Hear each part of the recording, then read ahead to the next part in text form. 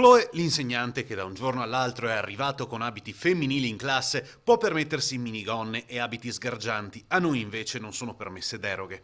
Questo è il pensiero di un gruppo di studentesse dello Scarpa Mattei di San Donà che hanno iniziato una raccolta firme per chiedere che non vengano usati due pesi e due misure all'interno della scuola. Le ragazze, che non criticano la scelta del docente dal punto di vista dell'identità di genere, sono infastidite dal modo in cui si è presentato in classe più volte. Noi, dicono, siamo continuamente riprese e redarguite per come ci vestiamo. Ci viene costantemente suggerito, per non dire imposto, di venire a scuola vestite in modo serio e decoroso, senza scollature o gonne corte.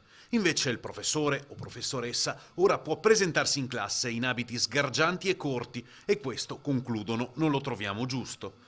La presa di posizione delle studentesse viene appoggiata dall'assessore alla formazione della regione Elena Donazzan. Ma in effetti il problema sollevato ancora allora anche da parte mia era quello del decoro della scuola.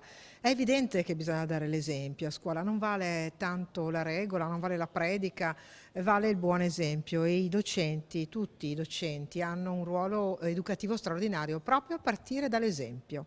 In questo caso le studentesse hanno proprio manifestato con una certa chiarezza che è stato l'esempio quello sbagliato.